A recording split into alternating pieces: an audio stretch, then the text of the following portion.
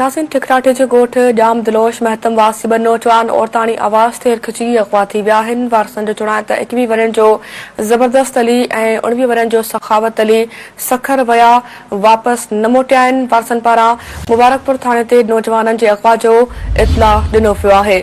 वारसनि जो चवणु आहे त मुंहिंजी मोबाइल तां धाड़ेलनि पारां कॉल करे भुंग तलब कयो वियो आहे। टिकराटे जे ॻोठ जाम दिलोश महतम वासी ॿ नौजवान औरताणी आवाज़ ते हिरखिजी अगवा थी विया आहिनि। वारसनि जो चवणु आहे त 21 वरनि जो ज़बरदस्त अली ऐं 19 वरनि जो सखावत अली महतम सखर विया वापसि न मोटिया आहिनि। वारसनि पारां मुबारकपुर थाणे ते नौजवाननि जे अगवा जो इतला ॾिनो पियो आहे। वारसनि जो चवणु आहे त मुंहिंजी मोबाइल तां धाड़ेलनि पारां कॉल करे भुंग तलब कयो वियो आहे।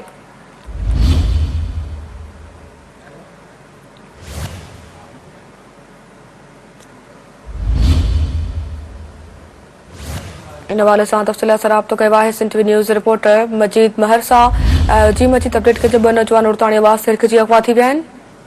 जी, टिकराटो ॻोठ जाम दिलवश महतम वासी ॿ नौजवान मुबैना तौर अगवा थी विया आहिनि ऐं इलाइक़े में औरताणी आवाज़ ते हिरखिजण जा चौबाल आहिनि।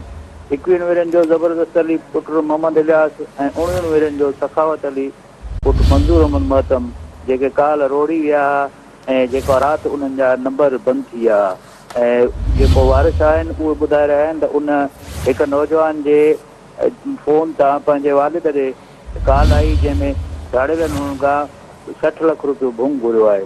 जॾहिं त ॿई नौजवान जेके काल सखर तरफ़ विया रोड़ीअ जी हदूद में उन्हनि जा नंबर बंदि थी विया ऐं सॼी राति जेको आहे उन्हनि जा नंबर न खुलिया।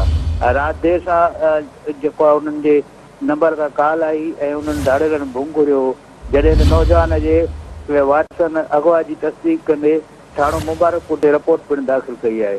होॾां हिते जो मुबारकपुर सां राब्तो करण ते उन ॿुधायो त नौजवाननि जे वारसनि रिपोर्ट दाख़िल कई आहे ऐं असीं जेको आहे जांच करे रहिया आहियूं ऐं जल्दी इंशाअल्लाह वारसनि खे ख़ुशख़बरी ॾींदासीं।